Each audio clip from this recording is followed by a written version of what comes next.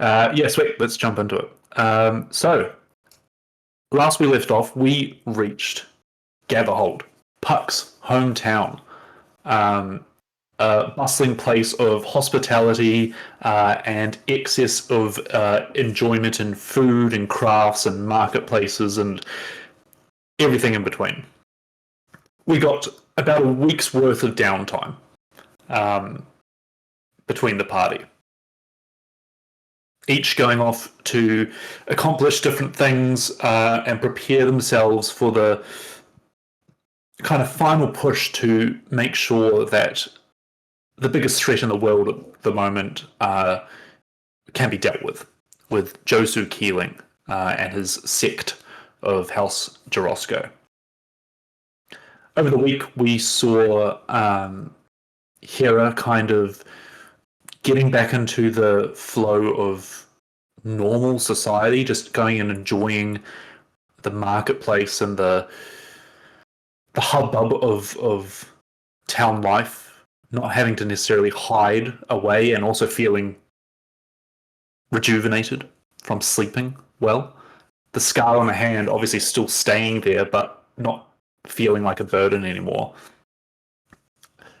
Puck spending some time just soaking in his hometown, not feeling the pressure of hiding anymore. He took a couple of runs out into the Talenta Plains, enjoying the freshly baked bread, and reflecting on what this would be like if he was sharing his memories with Laurie today, playing on the mind. We had Molokov and Ghost both putting their brains to use in the Forge and attempting to come up with new creations and new powers from the artificers, from all the loot you had found along the way. By the end of this week, Molokov, you would have completed your project, having been offered an exuberant amount of money from a noble, but turning him down, quite rightfully so. And of course, last but not least, we kind of zoom straight in through a window to Jalug looking at a shelf of vials with different coloured liquids inside. You hear the shopkeeper's voice come from behind you. A kind of high-pitched kind of voice with, as you look around and then look down and see a goblin standing about maybe 3.5 feet tall, that is wearing like one of those aprons that has some dad joke on the front of it. Like long green ears, kind of swooping down, goes, excuse me, you've been perusing for quite some time. Are you interested in purchasing anything? I take your time, of course, but can I help in any way? Yeah. And he's trying to put on a little bit of an air, I guess, as well. It's interesting seeing another greenskin, but yeah. So he's definitely trying to, when you go to these places and you're being, you try and show that you definitely belong. It's quite an interesting selection you got here. You want me to explain any of them, or? Well, and I'm holding one that I recognize because it looks like the fire breath one, and I'm moving it around a bit, and I think you can see the kind of slight little, just stepping just at half a step back by the goblin. I've used this one before. But there's a couple that I haven't noticed before. So yeah, can you? I myself am a bit of a connoisseur of these liquids, but it's always good to hear what you've got around. Well, not often we get connoisseurs through here. Can you give me a medicine check, please? Ooh, first roll of the day. Ooh, Ooh, 18 plus, probably not much. Oh, 18 minus 1. 17. The goblin starts going like, so we've combined the sulfuric ionized version, and he starts talking in almost chemical terms. But you see behind him there is like almost a periodic table chart, which you can kind of follow along with what he's saying as he describes these potions. He says, this one here, for example, should you have the need to be out in the mountains and get yourself in a little bit of a pickle, this will allow you to quickly scale up any surface. And he shows you a potion of climbing. Should you get to the top of those mountains and reach some temple of monks babbling away and you can't understand what's going on. This one over here might help you here. And he points out a potion of comprehension. Yes. I never understood why people can't just speak, common and then he just drops into Goblin for just a moment, and maybe the conversation now continues in Goblin because it like does that thing where it switches in and out of common and Goblin. Yeah. So I'm pretty sure I speak Goblin. Yes, I do speak Goblin. Not just making it up. Potion of climbing, potion of comprehension. These two, 75 gold pieces each. The one in your hand, interesting, you've used it before. I'd like to know the effects of such. As he kind of like takes it off you, and you notice that it kind of turns from a red to a white kind of mist inside. He goes, this here is a bottled breath. It produces a gust of wind in a direction that will knock any foes clean on their bellies. Behind it here, this here, if you're feeling like you need that edge, that sharpness in battle, it kind of alerts the senses. As a potion of advantage. So the potion of advantage and the bottled breath are 300 gold pieces each. And as you kind of converse back and forth about some stuff, he goes, I normally keep this for special customers only. I only have one in stock, but it might be worth having a look at. And he goes in and pulls out like a tray with a spherical potion on it. And it looks like, or he explains that you shatter this potion between your hands and it kind of produces a mist. He says, this here said to be taken into battle by the old guard, the heroes of the war. And he explains that this is a potion of heroism. This here would go for 2,500 gold pieces. Heroism. I'm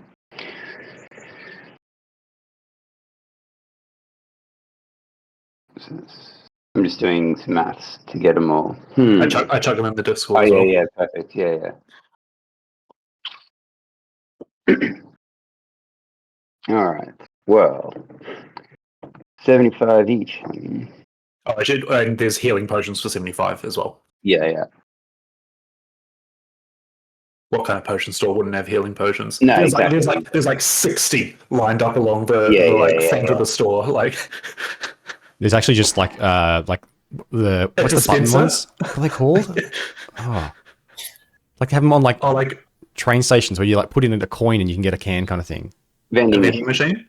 Yeah, there's just like a vending machine with them, right? Yeah, yes. I assumed it's more like when you go to those Whole Food places and you want to buy, you can buy nuts or you can buy like grain or whatever by weight. Yeah. And so you can just like scoop the liquid into your preferred container. No, even there's a water cooler with empty vials next to it, and you can just like fill up a vial with healing. You can save a gold by bringing back the bottle. Yes. Yeah. For the record, if you're buying potions and things at some point, Ghost would have been like, hey, if you need a couple of 100 extra gold, I got you. Yes. Perfect. Right. Well, I feel I'm pretty heroic anyway. But you definitely have that aura about you. Thank you very much. goblin to goblin. What's the actual price? This is, I understand you got. I'm not trying to rip you off, but this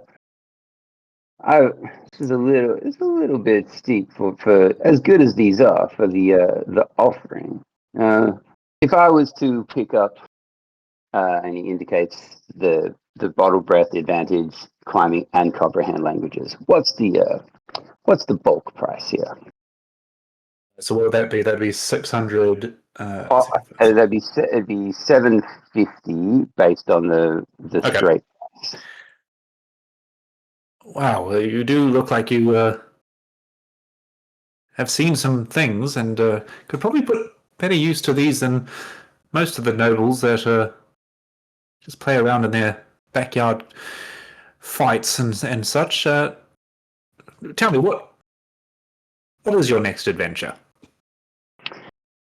You ask a very good question.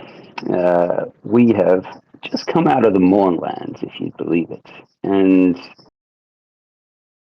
this is us regathering ourselves.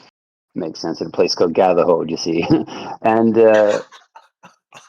yes, you can tell it's a very bad joke, but the guy's obviously trying to make a sale. So Yeah. where from here, we've got a package we need to do. We picked something interesting up in the Mournlands, you see, and we're going to be taking it off to some mages to investigate. But of course, there's a bit of danger on the way. So, and Jalug's being vague, both deliberately and also out of genuine. He doesn't really know where we're going. So, gotcha. You can give me a persuasion roll at advantage. Ooh, okay. Here we go. Oh yeah, we'll take the first one. I'm good at that. 15 plus 5. 20. Plus 5. Yeah, my persuasion. Nice. You see, he kind of is almost like waiting for the next part of the story before realizing you're done. And wow, you'll always remember coming here to. I don't think I wrote it down.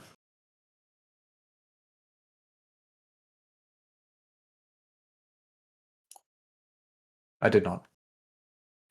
I will be telling people about visiting Crack's Wares of Wonder if that's your thing. Yes. Why don't we call it an even 500 for the 4? It's always good to meet a fellow Dagunian. You got yourself a deal, friend. Extends a hand, shakes, and takes the pouch of gold, and so you can add those 4 potions to your ever-extending belt. Well, no, not really. That's the issue. I used a lot of them. So. Sounds good. Right. Please pass on the good word. And it's just a potion shop. There's not other things. Not other things. What are you after specifically? No. Just like random stuff. So if there's other things, but yeah, no, potion's great. Nice. Nice. As you kind of say your goodbye and leave the store, we cut over to Puck. As you kind of just come back from exploring the town again, you see that there is an envelope on the main table of where you guys are staying, and you see that it has the Gatherhold symbol on it. You're the only one here at the moment. Yeah, Puck's come back a little bit pot-bellied from eating all the tasty food and like living it up a little bit after sort of being on rations for weeks and weeks and weeks. He'll come in and he'll see it, and it's not that he's suddenly concerned, but a little bit of that mirth will drain from his face. Just a bit of a serious expression. Kind of look at it for a moment, nod to himself, and pick it up, and then head up to the room before opening it up. And yeah, he'll read it and then pass on whatever it says. But yeah. Yeah, so you open it up.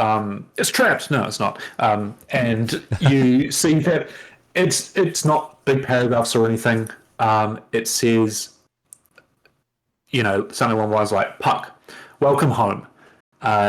Dinner tonight would be nice. Top of the hold. Bring your friends. And you know that Gather Hold is the House Ghallanda is up on the top of the rocks, of one of the pillars kind of thing. And you've probably got a couple of hours till dinner time. So I guess as everyone starts coming back to the hold, Morokov, your armor is now finished. Anything anyone was working on has now been done. Puck kind of greets you. And I just want to know, is there anything you guys want to do as a group before heading to this dinner? Or however you want to describe it, Puck.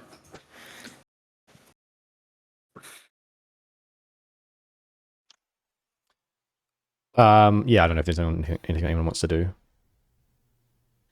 Not in particular. If I remember correctly, which I don't, I think the only other thing I was working on was with Jalug, and that was possibly going to take a while.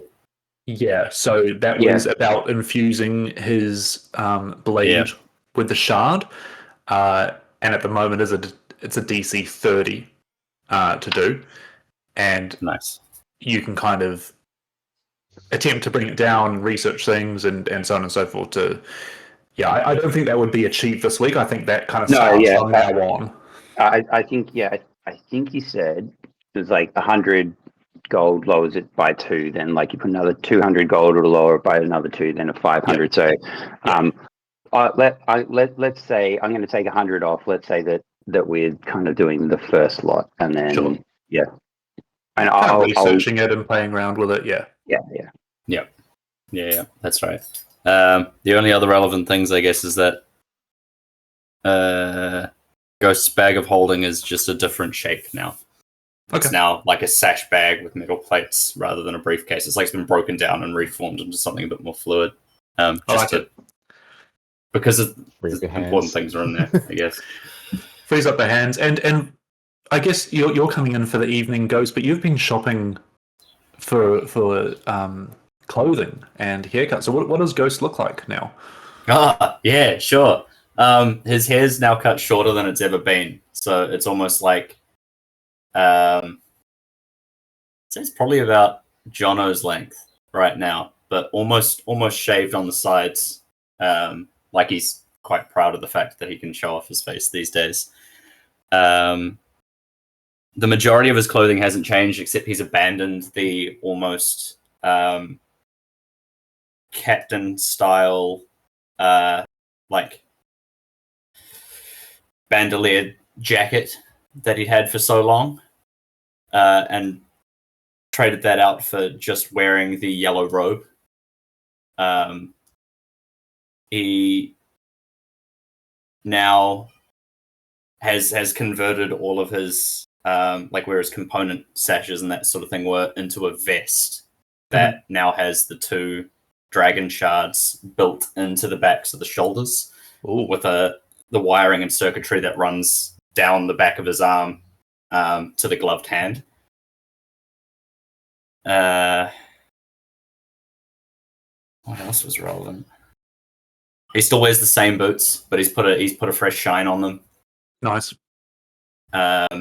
And is kind of just in a more plain linen shirt, and like I imagine light, like the equivalent of like the Japanese cut joggers that he would have got from a local market, more like a silken material.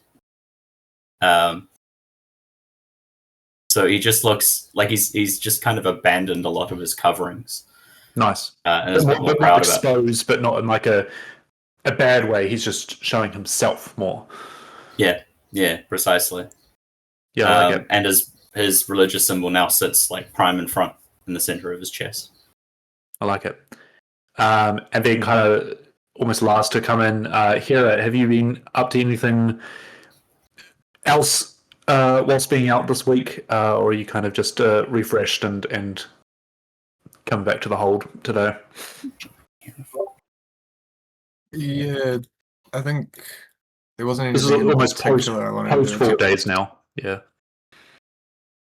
Yeah. The only thing I really wanted to do was to buy that spell, which I would have done at some Mhm. point. That- But would probably wait until we had a bit more. Everyone's got their tasks and stuff going on, so I wanted to probably wait and discuss with the party about things to send, so to speak. But that's more of just a before we make a move from here. But probably would have just been doing the same sort of thing most days, going out and browsing the markets and just sort of getting back to her roots of people watching and just taking in a new city that she has never been to before. Find park benches and just sit and appreciate the life side of the life and death. Yep.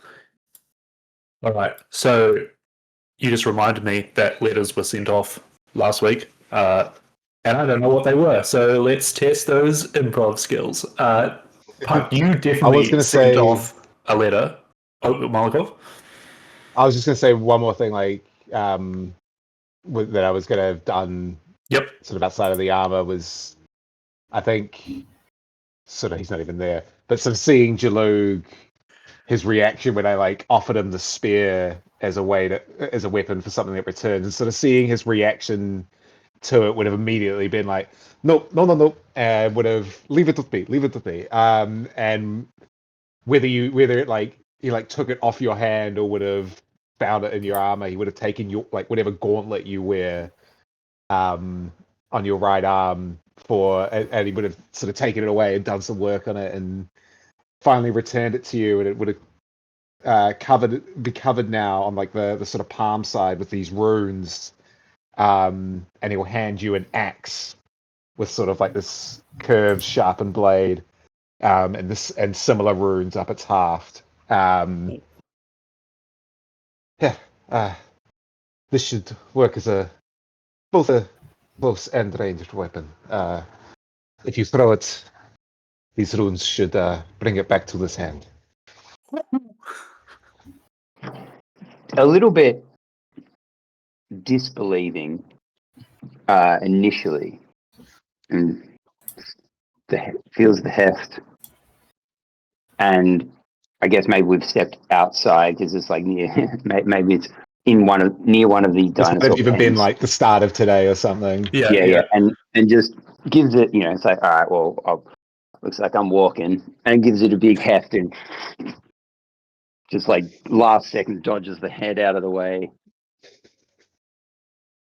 Incredible. You just Good, see it worked. a wide-eyed goblin from a potion shop just being like, Yeah. with a notch in the doorway above his head. Awesome. All right, I'll switch out the. So yeah, it's a +1. A +1. I think it's hand X is the one that you can throw. Yeah, cool. I'll switch that for the spear. That's great. nice. Cool. So at the start of the week, Puck collected any letters that anyone wanted to send off. Puck, did you have one that you had sent to someone? The one that I had sent was the one that up to the big house asking for an audience. That's and right. maybe I can't remember if I wrote it or something, but I think we might have sent one to the other town up the train line. Oh, to Vedica? Yeah, I think we might have. Someone correct me if I'm wrong, but I think we were probably going to do that.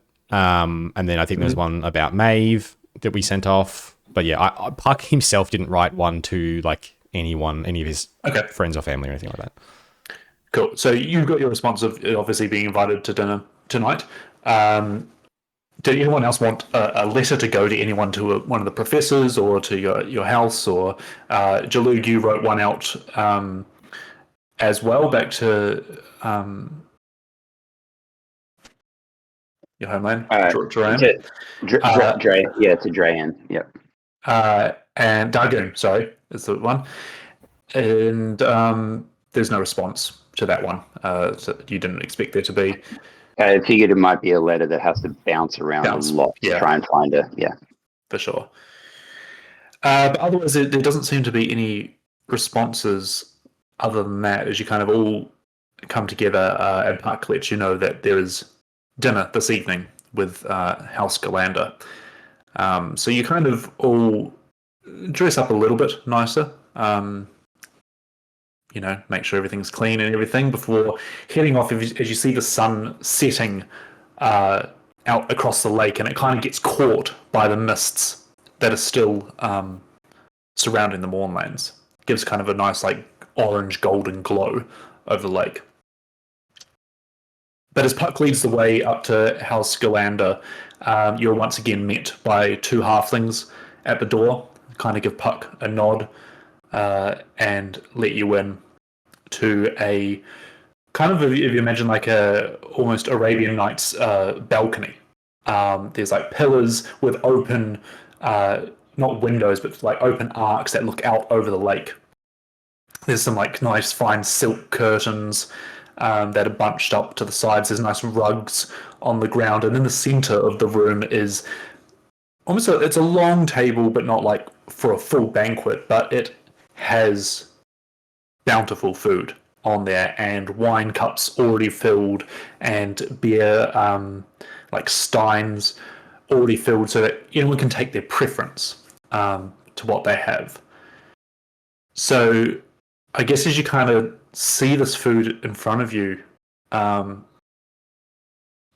hospitality of House Ghallanda is shown to be paramount here. Almost like it's been catered exactly to what you want. So Ghost, what's the first thing you see and go for on the table? Oh, man. There's that evening blue in the sky, and the sun's not streaming in, but you've still got the warmth of the day, and the meal in front of you is just you could just relax right now. And there's a plate of something that Ghost is holy shit, they've got that. I think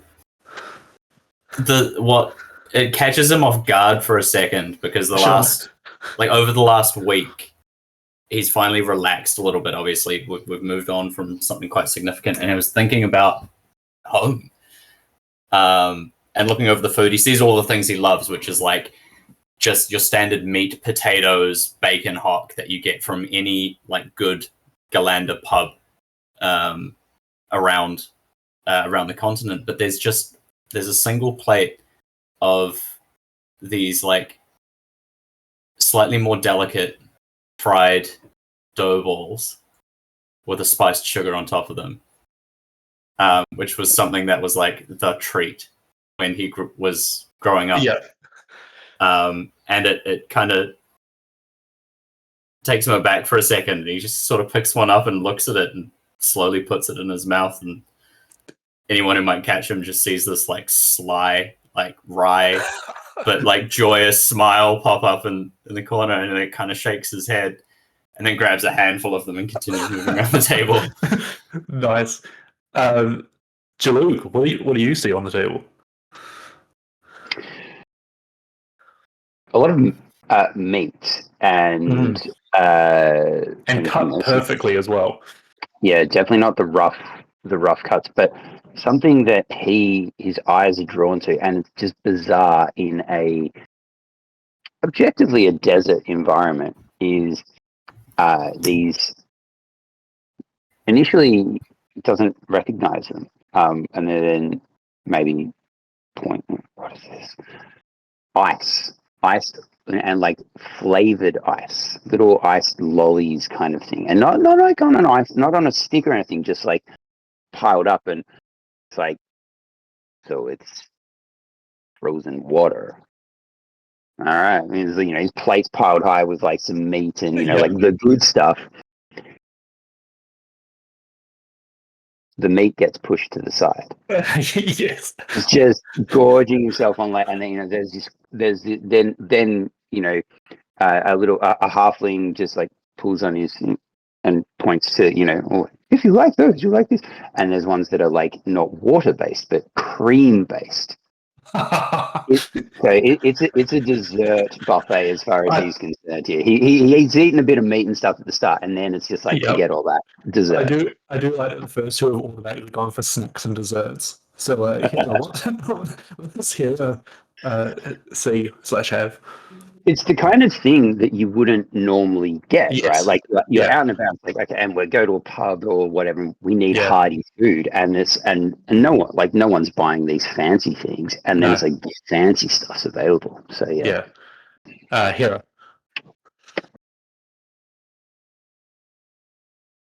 I feel like particularly catering there's got to be like a big ball or pot of just like hot spicy pork ramen, Yes. big set of tongs and a big ladle so you can get lots of juice, lots of noodle. Yes. I love it. And like just the steam is just like encapsulating you. It's almost like it's creating a little bubble around your head, and you're just like getting the senses and spices through every sense in your fur. You know, it's that That kind of anime spicy steam where you coming smell off the it. steam and you can already feel it on the back of the tongue, the little tingle of, oh, this is going to be spicy. Yep. And Molotov. Yeah, I think sort of in the week that we've been here, Molokov kind of hasn't gotten off that almost being on the road diet. I'd say he's been at that forge sort of day in day out since pretty much up until today. Still working, really. And like I imagine he would have probably like still making changes to it. I think he would have found like a little like stew hut like right near the forge would have been the main like priority for it, and like would have just been like, yep, sweet, grab a spoonful of that, and that's what he's had like all week, and he suddenly, it's not something that he would be like, this is what I want, but I think he sort of gets in, and the thing that catches his eyes, he sees just a goblet of crisp icy cold wine, and just a platter of fruit sitting there, and then as he's sort of making his way through that, he's like, that's sort of cooling him down after these days and days in the hot forge, and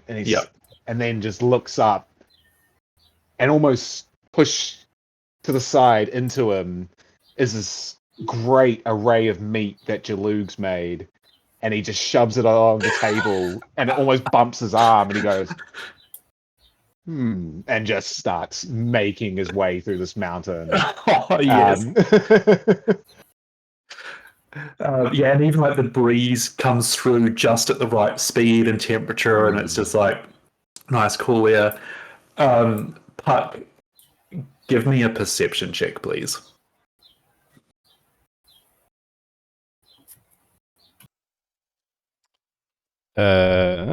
Perception.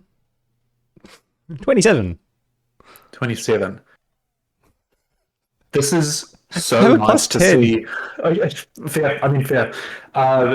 So nice to see the party enjoying the hospitality of House Ghallanda. But before you dig in, you hear a little kind of creak out on the balcony. There might be someone out there. Yeah, I think, as I said a few times, like Puck is probably the happiest you guys have ever seen him here. And he probably just waits a moment, smiling broadly, openly, which might be a little, not what you're used to seeing, as he watches you guys all dig in. And he's keen to go and eat. He also knows that the food's not going to run out, so you don't need to stuff yourself. But he's like, and then he'll sort of lean back and sort of pull a curtain just slightly with like one or two fingers just to look out onto that balcony, and he'll head out there. As you head out, it's kind of like, again, like there's a railing maybe 2 meters out, and you kind of leave. I'd say, there's probably some magical light music playing inside as well. Just really background, kind of almost smooth, jazzy kind of, background music, but you step out and the curtains kind of stop that from exiting outside. And as you look out over the harbour, you see another halfling, kind of sitting down on a stool, one of those three-legged stools. And he has got a massive pot belly and kind of darkish hair as he kind of swigs on a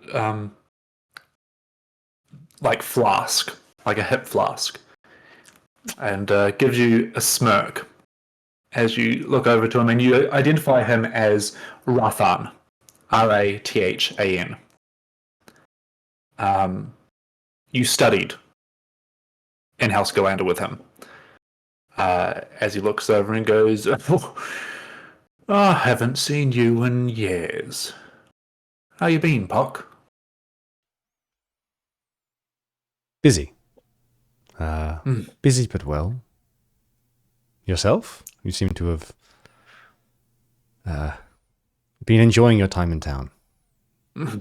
Gives a little snort of a laugh, and even as he adjusts himself on the stool, you see that his arms are big, but they're not muscly.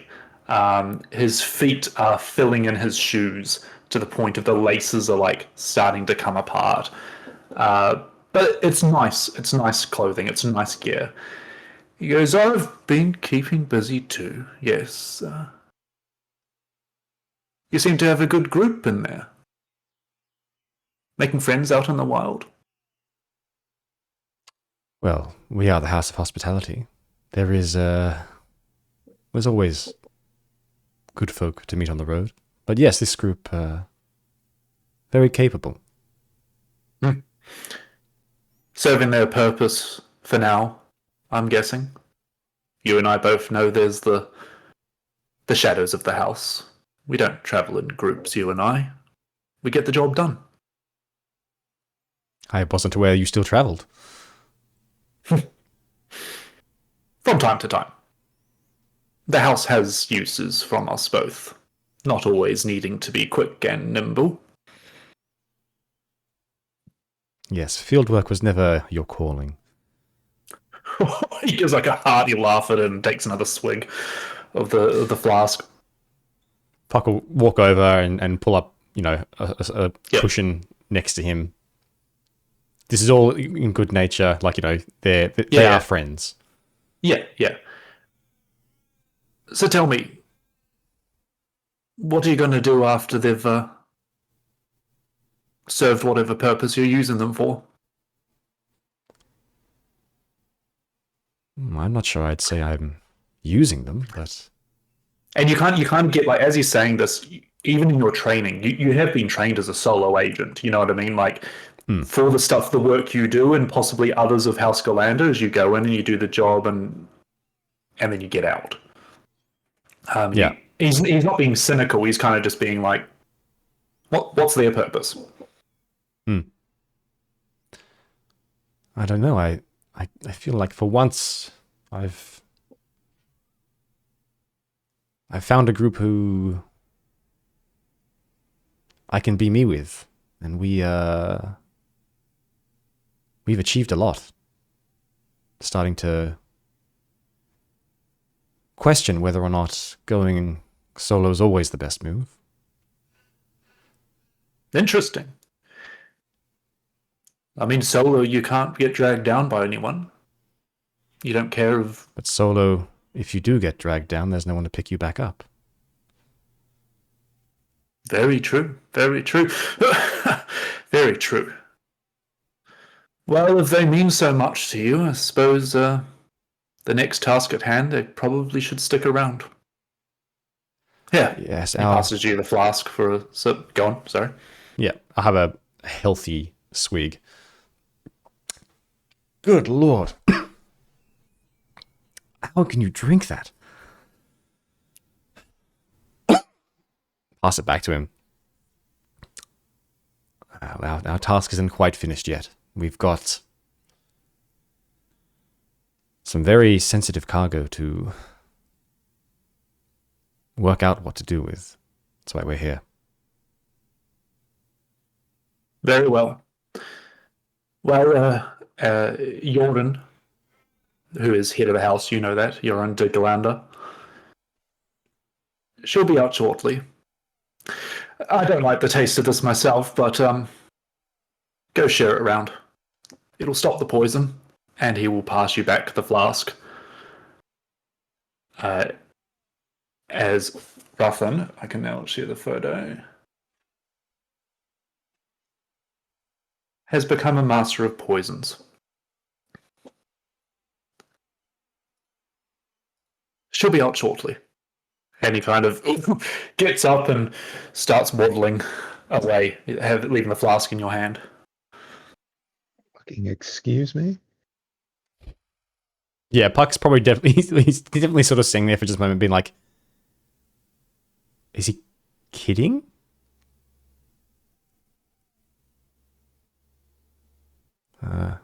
These Sort are of really watch good. him waddle off, and then he's going to walk out there, and there are small. Welcome's dead. Yeah, there are small.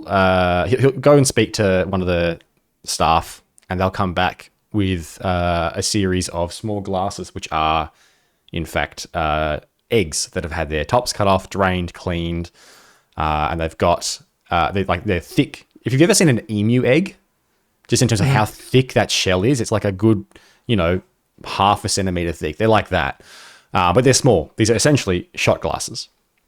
But they're made out of a dinosaur shell with some intricate sort of gold metal to sort of help them stand. And he's going to look around while everyone's there and sort of taking it on himself to sort of not cause any alarm. He'll pour a series of shots, one for everyone else, and one for himself, I guess, as well. And he'll carry them out on a tray and say, "It's tradition. Everyone take one." No, I've had too much. It's tradition.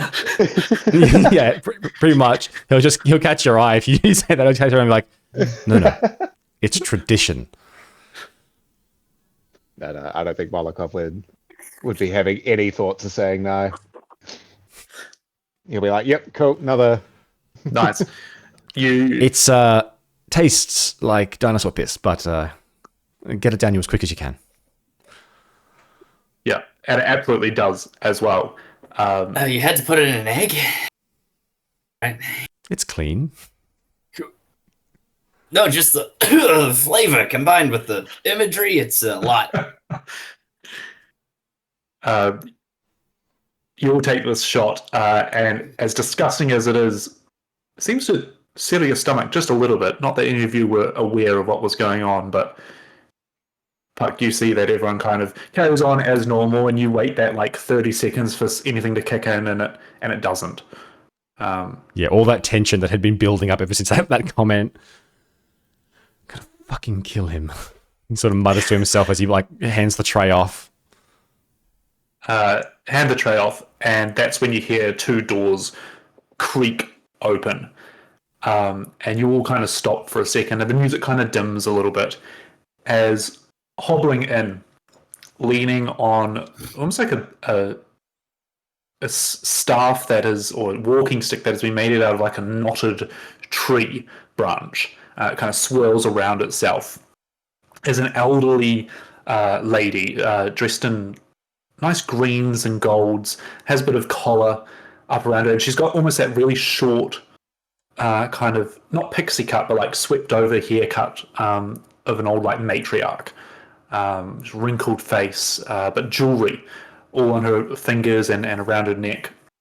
As you see two golden blink dogs following on either side of her, swept back, but even they've got a lot of wrinkles as well. They're like those two dogs that follow an old person around and don't need a leash because they just stay right by their side the whole time.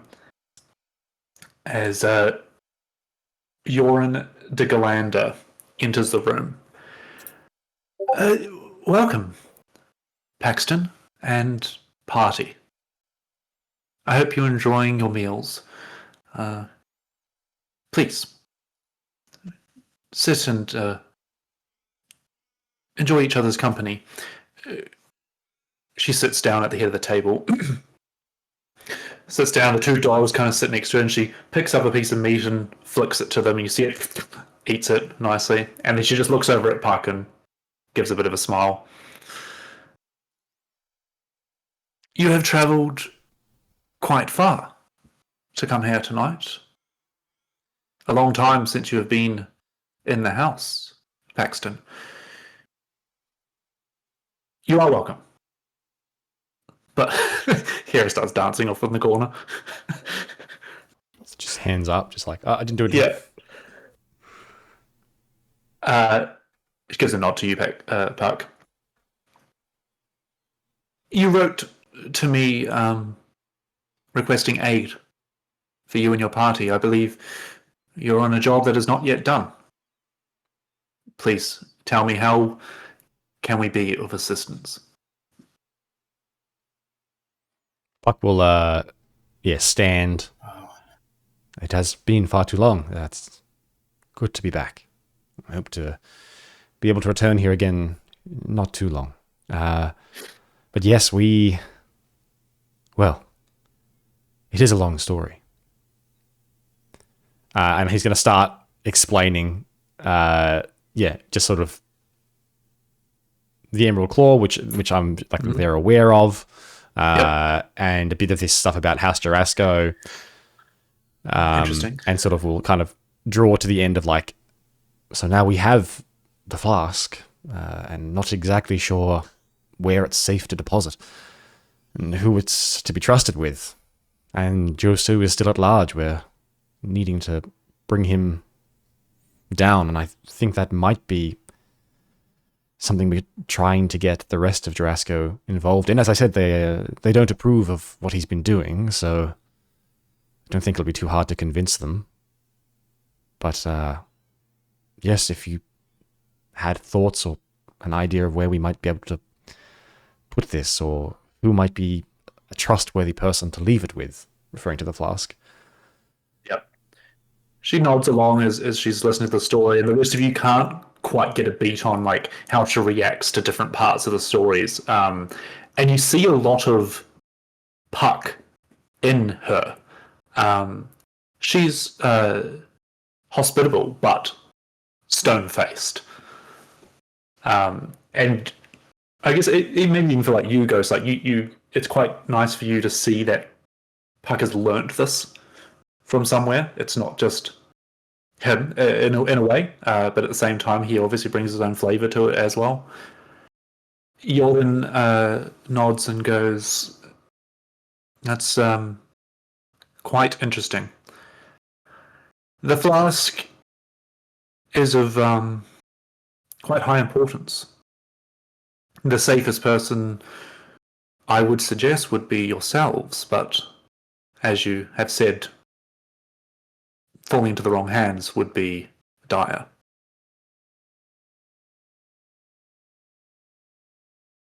Jarosco, you had asked us to keep eyes on months ago. And I feel like our paths are now crossing at the right time.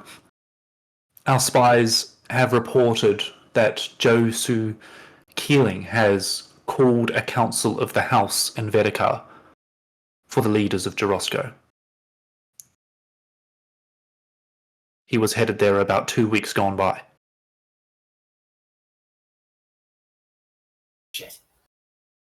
As of now, there is no transport allowed past the border towns of Vedekar, the last stop being Fort Zombie.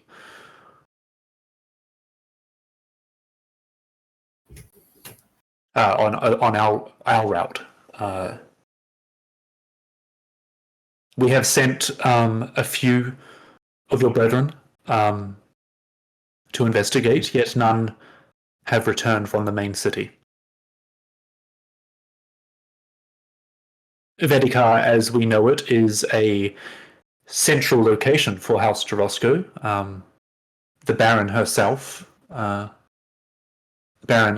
Ura de Jarosco, resides there. Although, as with the treaty post-war, if anyone calls for a council of the house, all members must attend and hear them out. If what you say is true, then I fear they are in danger.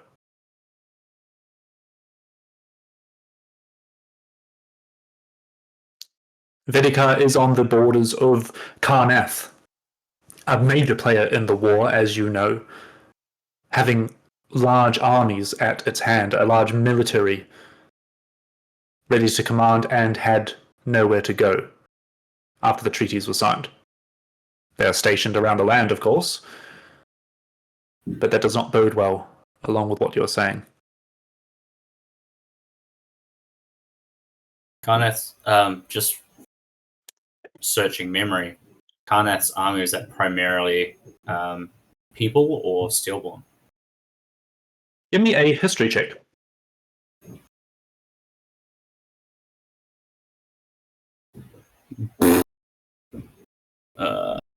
It's probably not going to go well. And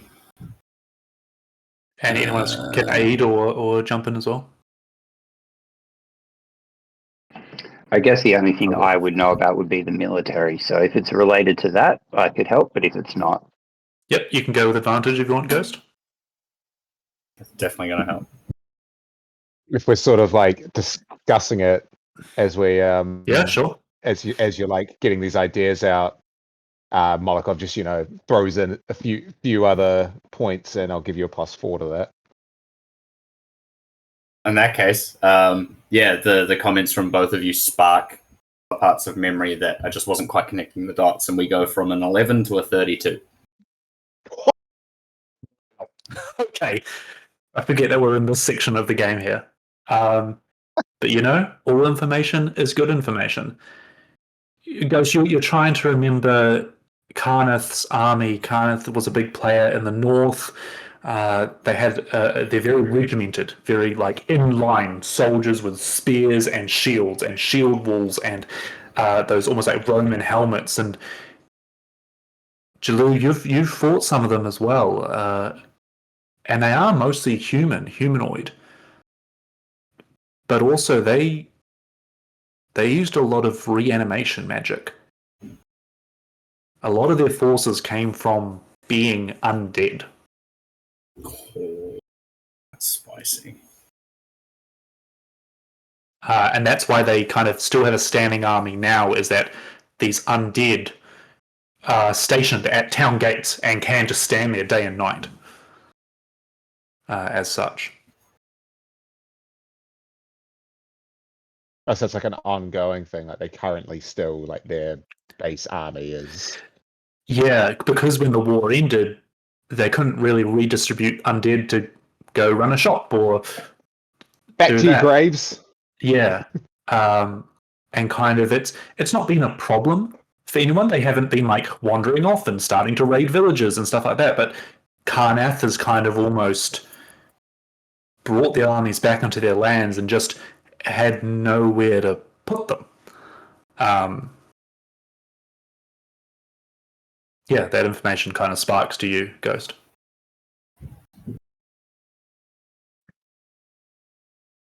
Don't know what to do with that information.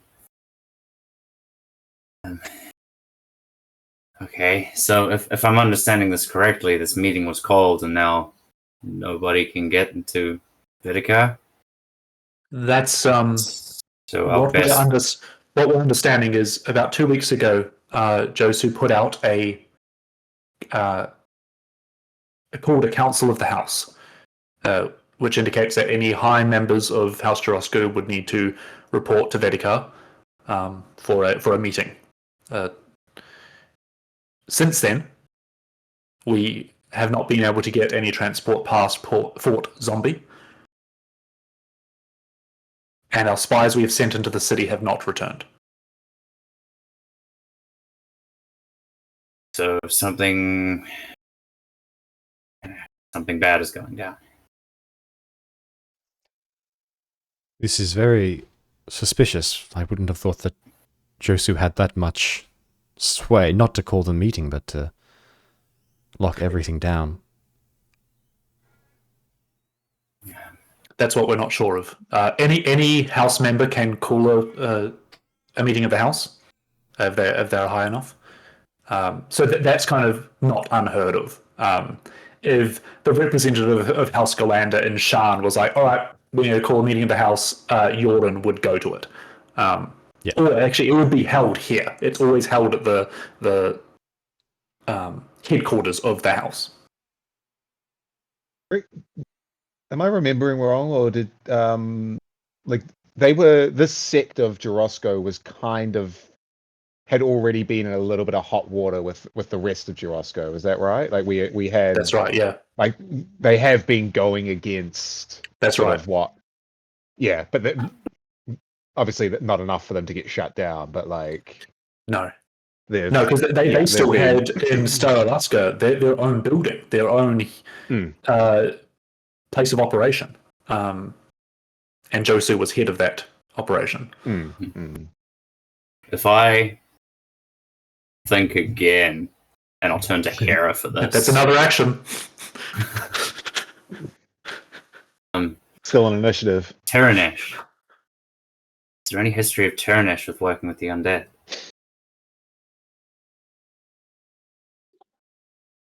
I believe so, yeah. If my memory serves, he was originally some sort of necromancer. That's correct. And Planeswalker. Delved deeper and deeper into research and planes and finding the other places, possibly to see the effects, of life and death on the other planes and how it varies. But he was, definitely involved in that sort of arcana. Sounds like Josu's figured out how to use his trump card. Maybe. Perhaps, but shit.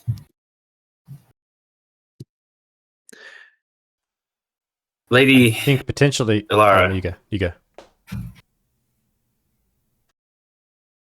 Go, Michael. What of the happenings in Vedika concern you?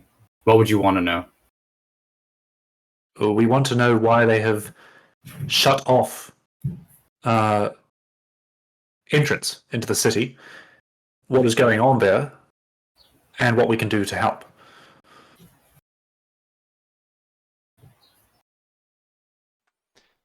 If I can get us in. Oh, that's not her name. Sorry. Go on, Jid. If I can get us in. Well, I think I might be able to get us in, but we can certainly try. We're willing to go and to give it a go. Anyway, can you get us transport to Fort Zombie and several of your swiftest dinosaurs? We can get you to Fort Zombie, and we can get you Clawfoots to suffice. It's a couple of days' travel from Fort Zombie, but we can arrange that. We will need some way to send word back to you. Of course. I will be able to set up. I can go on. Sorry, you've been so quiet at the back of the table. I didn't see through the steam. Oh shit, you're here too. There's another person in the party. Oh my! Oh wow, another tabaxi. What the hell? This is when we find out that this person is incredibly racist and is scared of cats. You were saying here? Oh, I have that capability. I can send a message from our location back to you. You must understand, Paxton, we don't have a lot of operatives in the field. We have a fair number scattered throughout the continent, but to send any aid to Vedikar would be overstepping borders that could be dangerous post 100-year war. We would need to be 100% certain that you would need help. Of course. We're used to not having a lot of backing anyway.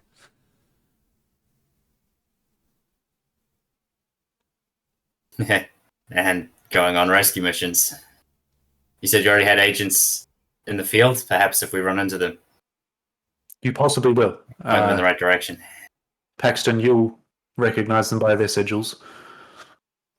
Yes, we'll make our way to the tavern there and use the network to find them. As far as this flask goes, I'm not really sure we should take it with us. I don't know what the rest of the group thinks about that. Big question, isn't it? I'm kind of like, should we leave it Look. here for like a very short period of time? Where is it? Is it in my bag of holding? Or is Jalou still holding I on think to it? Brooke's just holding it. Like, I think I've next to still his got it. cream. Yeah, and I Okay. walking around town, buying potions, looking at, and it's just there. He's almost opened I it 3 just times trying to drink a potion. Just imagine. It's on the same bandolier. You The opportunity got pickpocketed. and you put it on the shelf to grab another one, look at it, and put it back, grab the flask back. Like, Malcolm, you were going to say something. Oh, whoops. Nearly forgot that. Yeah, look, I only because there was an idea I had during the week, and I know we're probably moving away from it. Things are probably moving a little too fast for it to be possible, but we could go. Hear me out. We could go back to the Mournlands, go back to making, go to the tower, and hide the thing in another fucking dimension. Open up a portal to somewhere out of the way. This is something I probably would have like maybe offhandedly proposed to like one of you, like maybe Ghost while I was in the workshop or something, but like it is something I would have floated. I don't know how we feel about it. But like it being that weeks could obviously I think pass. that's not- But it does get it out of the way. Yeah, I think that's not a bad purely game. Yeah, go down. I was just going to say, I feel like that's not a bad end game plan for it. If we don't feel like there's anyone that we can leave it with to ship it off into the astral plane or some shit. Yeah, like I think it'll be okay, but it's just this place isn't much of a fortress, you know. Like if someone, Correct. No. people know we've got something big. Like there are people that just know that, and then there's people who may, unbeknownst to us, know exactly what we have. And if we leave something like that here, there's a possibility that, you know, this place ends up getting besieged. I tend to agree with what the leader of the house said. I think at the moment it is safest on us. It is a bit. The real benefit is bringing it into the jaws of the beast, but the only plus side is that I don't think outside of yourself. Sorry, I can't remember the name of your matriarchs. Name your matriarch. Ghallanda. What? Who? I'll put it in the chat. Cool. Apart from yourself, nobody knows that we have this. True. Because Yoren.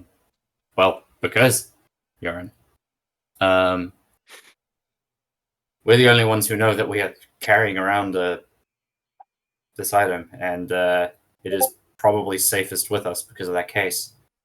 I don't mind putting it in a dimensional space, but I tend to agree with you, and I saw you had a thought there, Jed. We'll come to that right now. But Yeah. Yoren will say, I understand that, and from what you have told me, quite an amazing tale. However, remember that people are curious, and if they get their hands on that and open it, you will be in danger. more than just us will be in danger. A lot of responsibility. But that's also me just putting more decisions on you. So, Puck, you had an idea? Yeah, I don't think we'll get lucky twice that you'll be able to use the flask a second time. My ring that stores an animal also Yes. stores like his saddle and stuff and the things on it, I assume. Yes.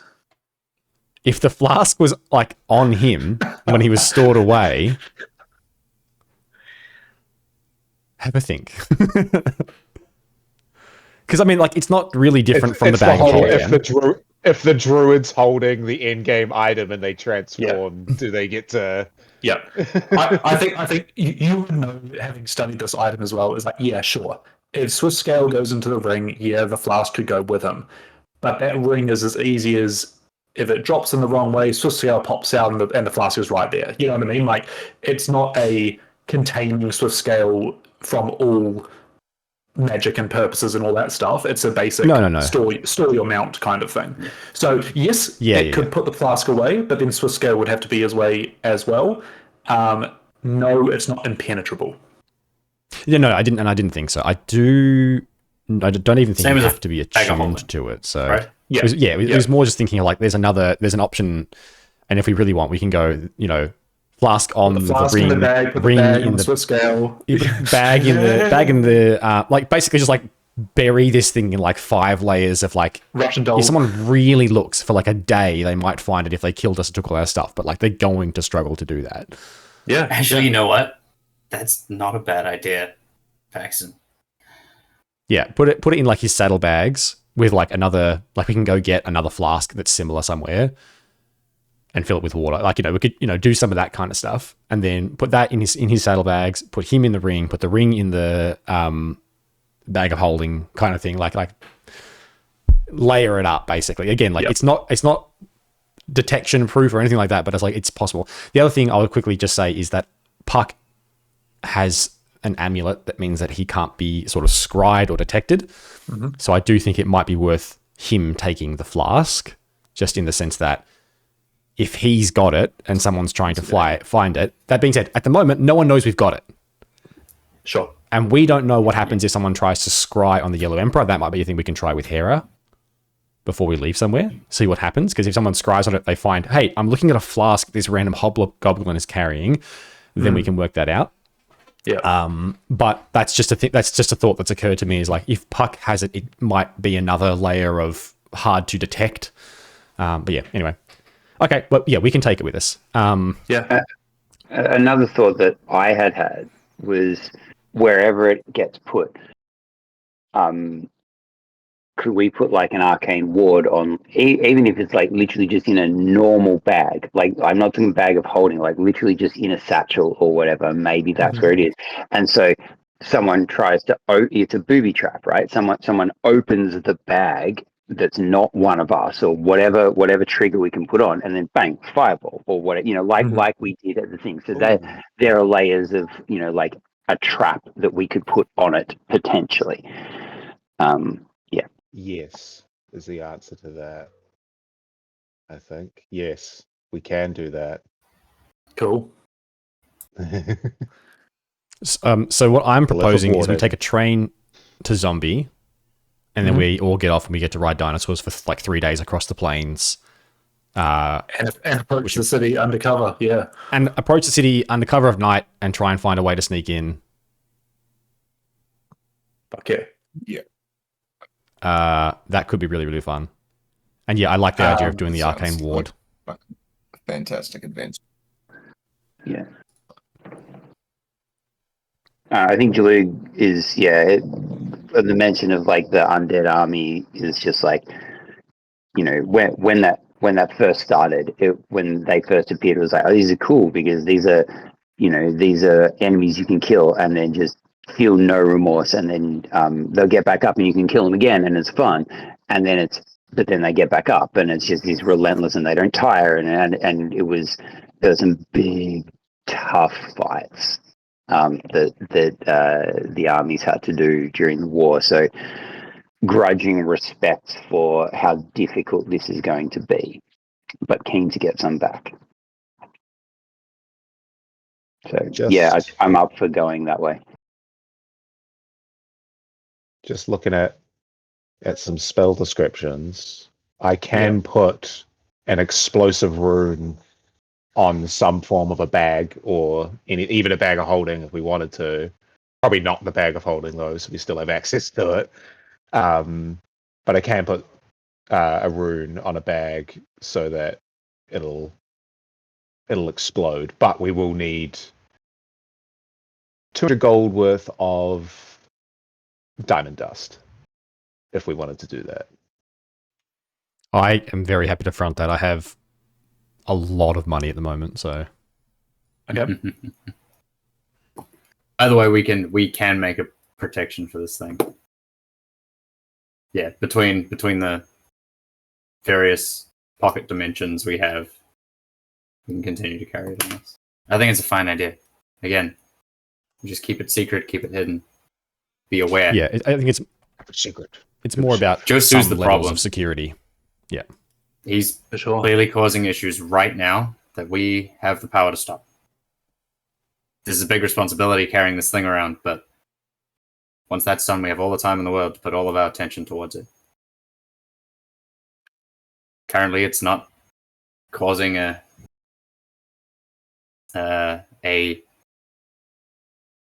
devastation on the continent, but Josu is still a threat. Yes, and that's what we're worried about as well with soulless bodies. For him to take control of, I would hate to be plunged into another battle if this man is power hungry, which you say he is.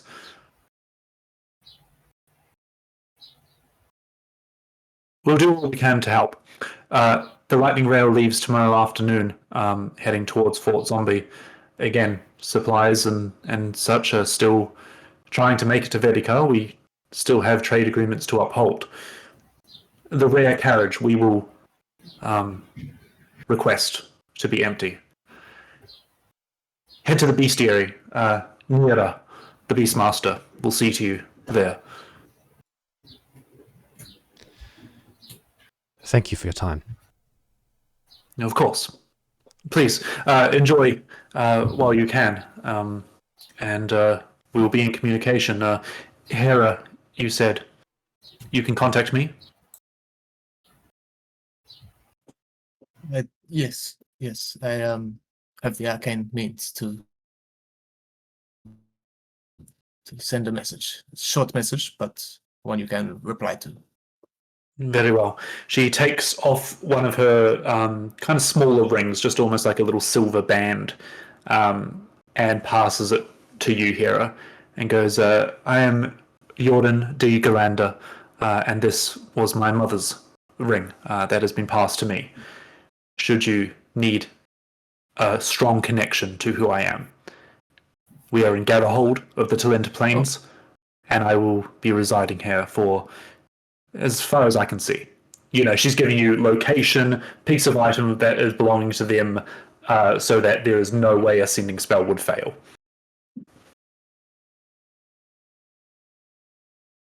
Or some sort of divination, which is Correct. interesting. Yep. Yeah, it's a huge lot of trust. Puck is like, Hera, don't you fucking lose that ring. Holy shit. So straight away, oh, sorry. Just, yeah, like tries to like take it from it and just fumbles it onto the ground. Puck's like, Yeah, immediately. Ting, ting, ting, ting, ting, ting, rolls to the other side of the table. Very well. Please enjoy your meal, and I will retire for the night. Let me know if you need anything in the morning. Otherwise, safe travels. Just start spinning it. And yeah, Puck. Yeah, in fact, actually, Puck is gonna like walk over to you, and he's gonna like slam it down onto the table to stop it, and give it back to you, and just be like, "If you lose this, I will kill you."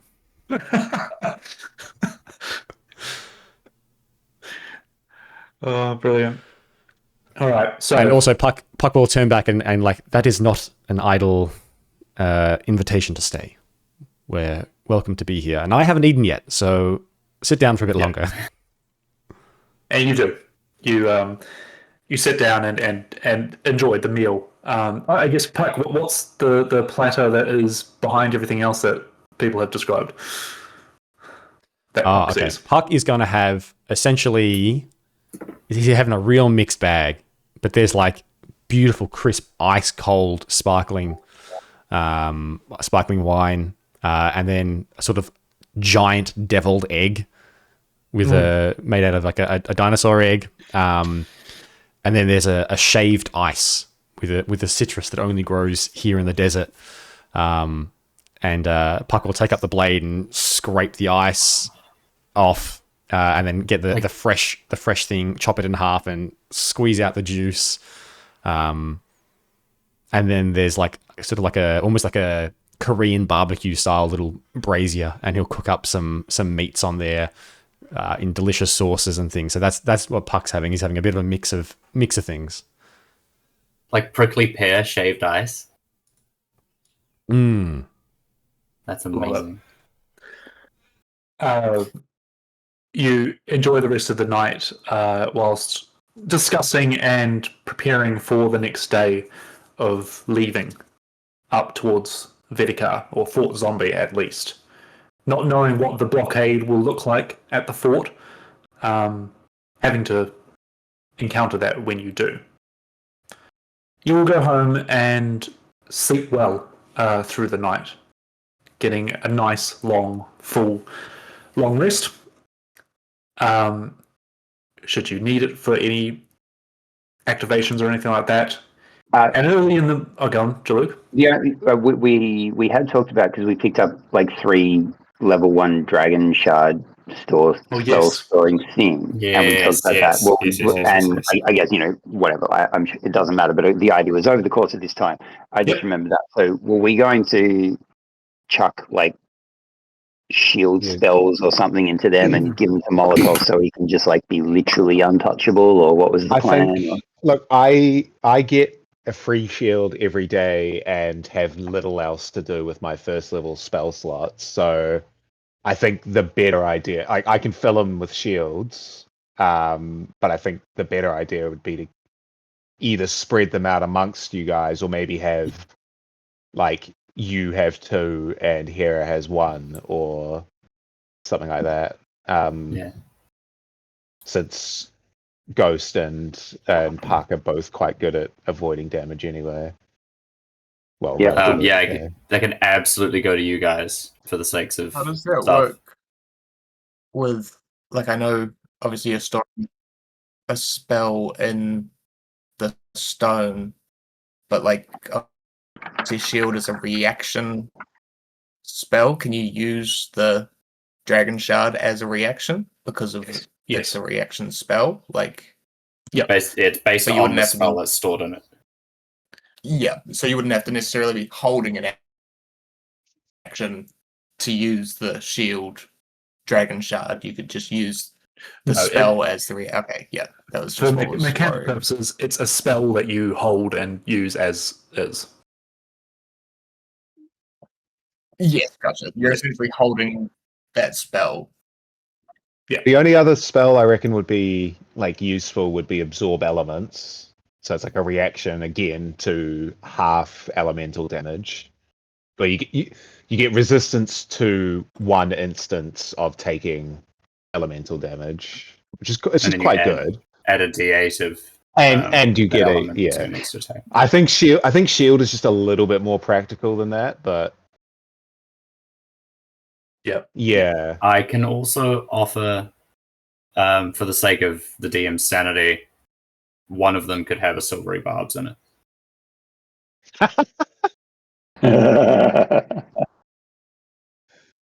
Oh my god! And spreading them out with the party so that you're like no one's out of range. No. Just fucking watch Shapiro's abilities the next time we come up in line with him. I know Reese has something planned for me. There are just 8 pillars in the center of the battleground that all just cast counterspell constantly. To be fair, that one hurt. That one definitely hurt. I won't give Reese my other idea that I heard online recently. Yeah.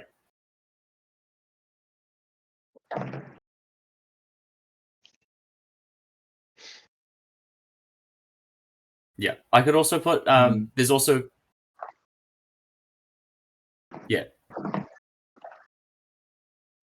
Yeah, there's also like Fairy Fire or Sanctuary. Fairy Fire's good. Like your kind of almost battlefield utility spells for free. Yeah. Could be good. Expeditious Retreat for Jalug could be great. So you could cast that on himself, keep his own concentration, have a free dash every turn. Not free, So I bonus think- action.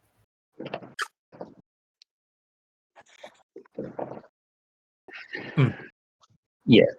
So shield is great because shield is basically like a healing spell if it's going to stop you getting damaged. Silvery Barbs is awesome for like, some big thing's about to go off on Ghost or on some, and then it's like, we'll just Silvery Barbs that or whatever. Like these kind of things. Can are I great. throw yet another wrench in and say like go a different route and say like we potentially have to sneak our way through a blockade soon. What about a disguised self? Three disguised selves for those who can't cast it. It's not bad.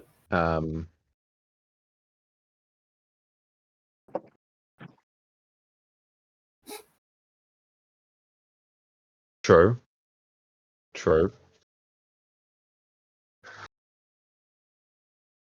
Yeah. Yeah. I mean, yeah, my plan is to go invisible and fly over. Nice. Yeah, just like this crunching metal thunderous sound. Vedikar is now underground. No. Well, I mean, for now, right? Like, give ourselves options because we can always do this again tomorrow night. It's a few days. So what do we want right now? We have a couple of days of travel ahead of us. We can always reload these things. So Do you want to go one Silvery Bombs, one bar, a two shield. shields. Hera can't scry anymore. Yeah. Okay. Hera Well, had well, the scry I did spell. have the scry spell. But This was getting another it from thought. Yellow Daddy. This is another Did you thought I say had. Yellow this Daddy?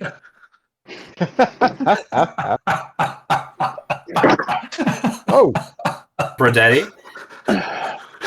Just laughed so much I knocked it Right. down. That's hilarious. Go, Michael. I did have the thought this week though that we could potentially all chip in and grab and buy a scry spell scroll so that Hera can throw it in. I don't know how much a fourth I think level spell costs, but I mean, I do still have the crystal ball. yeah, so you've got the component, which is great.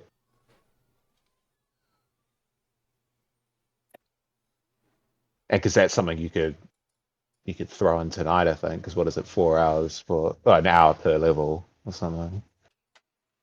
Mhm. And 50 gold per level of paper and ink. Yeah. As I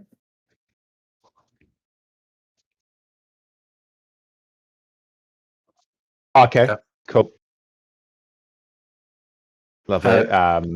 I imagine that'll be something we sort out tomorrow. 2K for the scry spell. Oh, I'll jingle my purse with 2 silver coins in it. I have just over 100 gold to offer. I have 200 on offer. Okay, never mind. I think I have no, I've got like 700 now after buying the potions. Oh, just kidding. I have 700.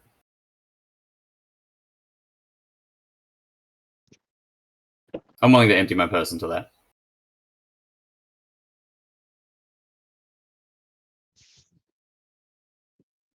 and like the amount of things we could do with scry, like even just little glimpses.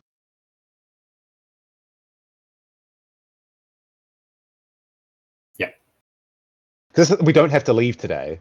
Like, I know we're all. I mean, tomorrow. So Yeah, heaps. right. Okay. Yeah. Yep. Yeah. I think 3 years of riding from Fort Zombie on Clawfoot back. Cool. Fuck, All I'm right. so, So I'm so psyched that you got us that deal. You're gonna be riding dinosaurs up in here. Nah, I'm fucking stoked. Okay. I'm not sure. I have no idea how Molokov will feel, but Okay. So what I'm hearing is 3 dragon shards, shield, silvery barbs. Rhubarbs.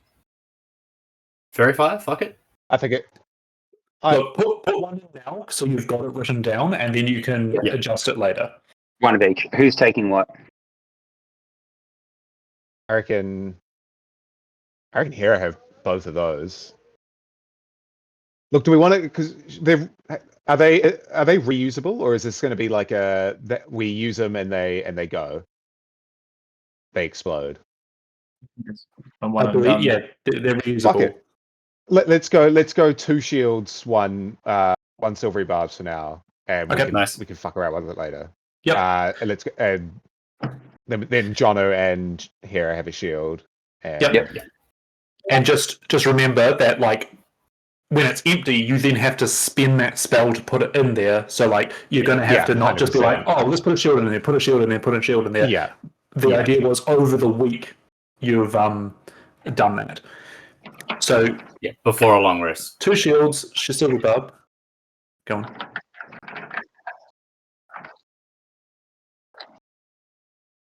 Gotcha. You've bought a Scry spell scroll for 2,000 gold pieces. I'll mark So- up. Try to take off. Yeah. How much does everyone need to take off? So I'll mark off 100. 1900.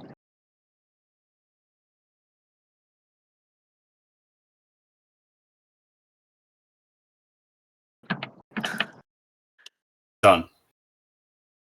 Easy. Now, so here you have a Scry spell scroll.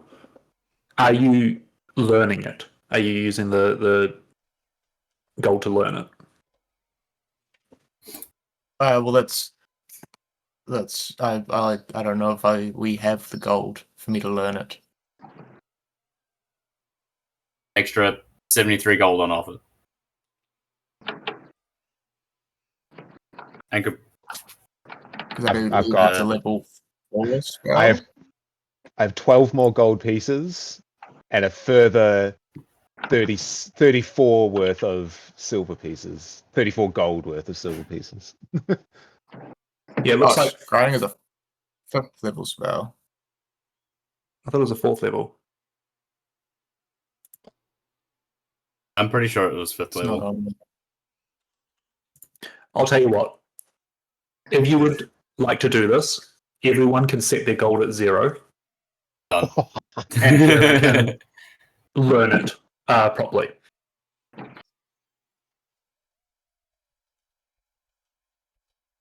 And I don't want any in 2 sessions' time. Oh, I've actually got this gold piece that I was fighting. Because remember that It is a good equalizer. you are going to a city as well, so like you wouldn't have no gold going to the city. And unless you obviously find some along the way. But I'm happy to do that if we set a run at 0.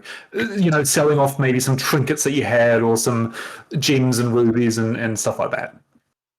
Yeah, I've still got some like random items I could sell off in a pinch, not worth a lot of money, but nothing like no gold piece value items. Yeah, that's it. Empty.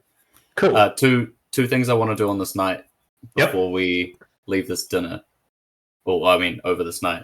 The first is I'll ask Puck if there's any chance that the house in charge of solo inquiry and hospitality with what's the word? Fucking your thieves and assassins in the background, but like the good word for that, I can't remember it. Any chance I could get some vials of basic poison?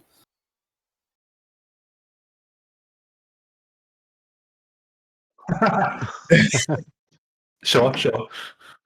Cool. So that's Yep, go for it.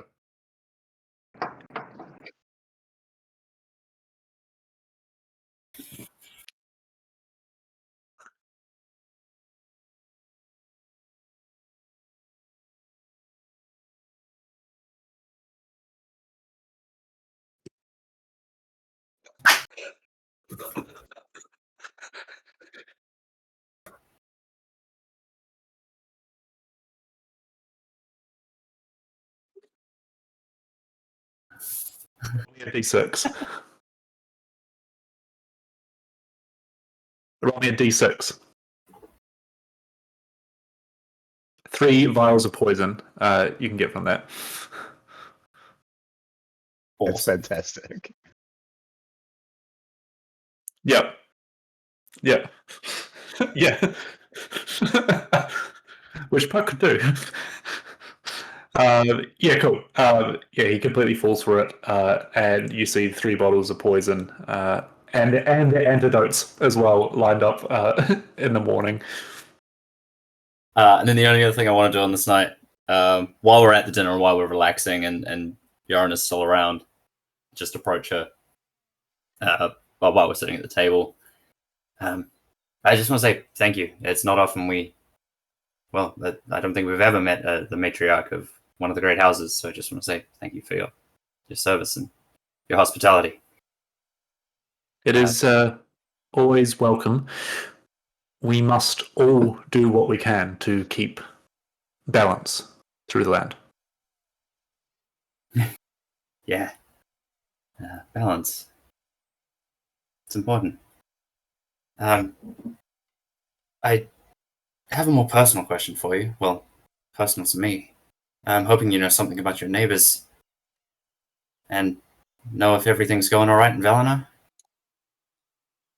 Noble houses of Tervalestis at peace. She kind of gives you a bit of a quizzical look over and almost a glint of realization in her eyes. It's Caspian. Well, it's a pleasure to meet you, Caspian. From all we hear, Tervalestis is running quite well. There is peace in the city. The noble houses are getting along. There is still some sorrow, though, that lingers. A gap that could be filled one day.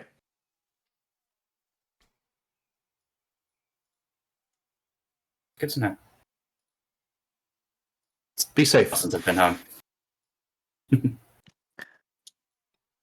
No promises. Cool. So you'll finish up the dinner, you go and pull the prank on Rathan and get vials in the morning. You start putting the spells in the correct places. You go to the library with the scrolls and find an old wizened half-elf that produces the spell of scrolling. Scrying. As you endlessly scroll on your phone, on your tablet, before you kind of all half pack in the morning, and Puck, you lead them down to the bestiary where you meet. Yep. Just so it's not using spell slots retroactively and all of that. Of course. I will probably not even on that last night. It would have probably been a couple of days before. But where is the flask now? We haven't got it in the bag of holding, do we? We've got it like in just a regular old bag. Pretty sure it would just say it's like it's not sitting on Jalug's belt. It's like in some kind of pouch. Like, you know, you can't see the flask. It's in some little man bag kind of thing that he's got. Yeah. Yeah, sweet. I think Molokov Like almost would have taken that and like as part of that like last payment with using some of his scrap almost to like give it, not necessarily like enclose it in metal, but like give the edges like a metal rim and like give it like something that actually locks down over the top of it. And and he carves in this rune onto it, and as he gets to the last bit, I will ask for the party's advice, because I can either make it explode with elemental energy, choose an element, and it does 5d8 of that when triggered. Or I can put a third level spell slot into it, third level spell that I know into it. So I can either, the only two useful ones I can see would be to Fairy either fire. do lightning bolt, to do lightning bolt, which is obviously 8d6, so very good as well, or hypnotic pattern, which incapacitates them for a minute. Just for a minute, though, isn't it? I know, that's the only thing I was thinking. I was like, if we're in a situation where we can't see it, how much is a minute's incapacity? And that's assuming they fail the DC as well. Yeah, because presumably, if they were to get it, Jalug has gone down. Yeah, like he might get robbed, so that's the thing. But like, presumably, he's gone down. Now, an explosion, Claymore says going out one direction, not like direct to him, might be a good thing. Yeah. I think Well, probably that's the thing in that about case, lightning bolt's probably better than a random element, Than the because then explosion, that's directional. So at least then, it's if it's they on open it Jalug, up, it's Jalug's gonna safe. go like, Yeah. yeah. No, I fully agree with that.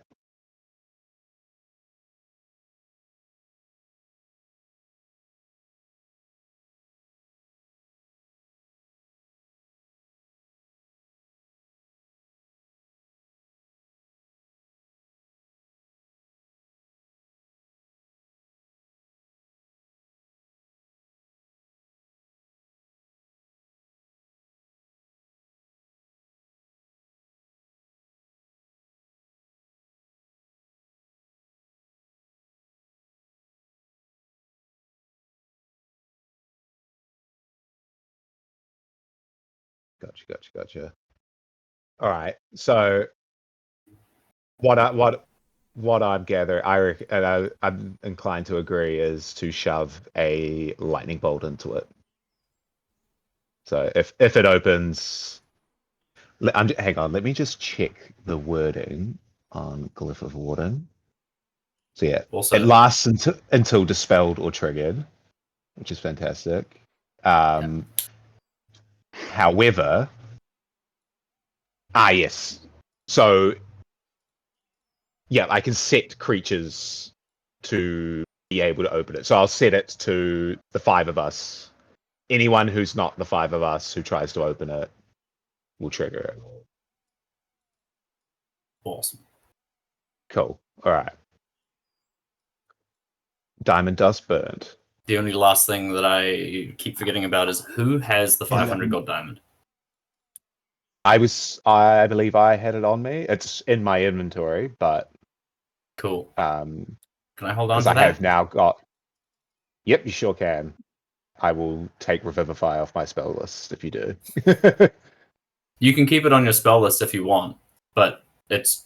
To be fair, actually, that's a good point. It's also on my spell list. Yeah. Yeah. Okay. Yeah. No, that's a good point. You're a frontliner. Yeah. No, this is my thing. Yeah. Absolutely. You keep it. Done. Take that out. Just on one last thing on the night before we start getting ready to go, just so we don't keep jumping around.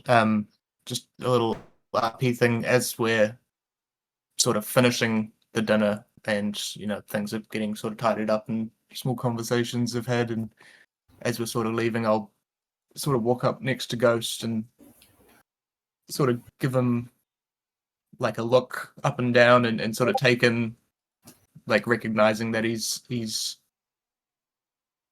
changed his appearance a little bit, and just sort of tilt my head. And were we having dinner tonight with Ghost or Caspian?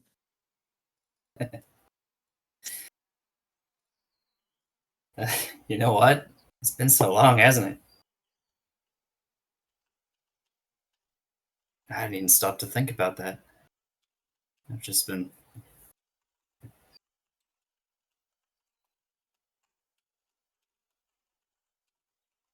I think it's me now. I'm not afraid to show my face, and someday soon I hope I can go home and see my family again. I don't know if you keep calling me Ghost, but my name is Caspian Lorraine, and I'm here to try and save the world, I guess. Sort of put a hand on your shoulder and smile. It's a good look for you, Caspian. As we're sort of leaving and walking out. As give you a Nickelback's little- Hero starts playing in the background. No, nice. So you all leave, preparing yourselves and such. Yeah, I guess. Did you send a letter off, and who would it have been to? About Maeve. I thought that was an idea, but it didn't That's the actually get thing. done. Yeah, I like I just said in that message. I don't know who Mole. I don't think Hera knows any either. Who we would have messaged. We were three cats in a city that didn't really give a fuck about us. So Okay. I don't know about you. I don't think want to speak for you. No, I think it's getting confusing. We discussed something about whether or not we would be able to contact Maeve through the crown, through someone with higher arcane Or nature than us. even scrying or something. We could always try Scry or Yeah, send to her.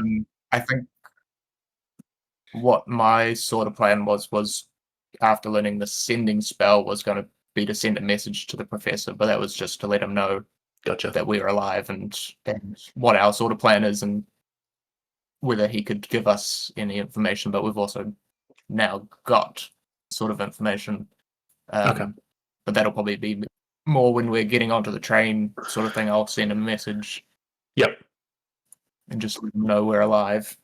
Because 5 weeks have gone by since we fucking disappeared out of Yep. the... And I believe the last thing you told me, you were just like, don't trust any of the staff. Like, this is all... Everyone's on another side, like, blah, blah, blah.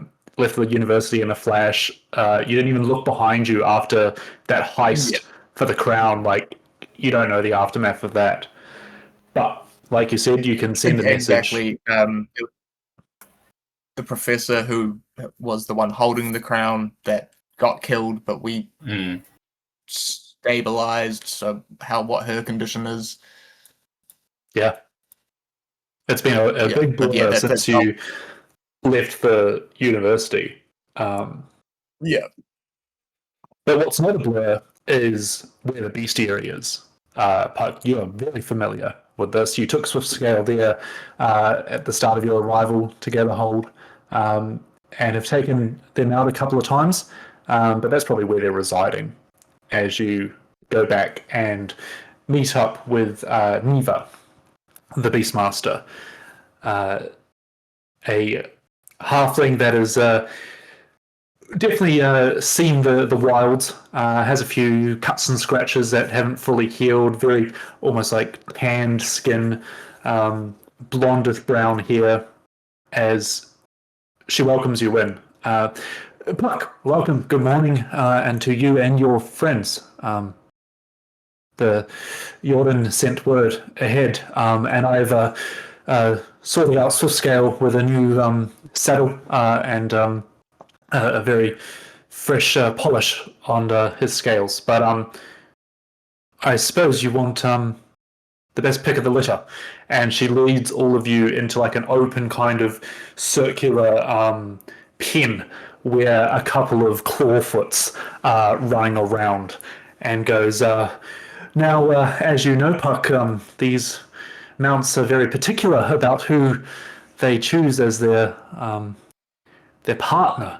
Not necessarily their rider, but their partner as they exit here. And they're all well trained, but of course they have their own quirks and such. I'll run you through who is available, and then, well, you can choose. We all go into a creation screen Yeah, with like different colors and like different patterns, and choose the saddle and yeah. Choose which braid you want on the back, and there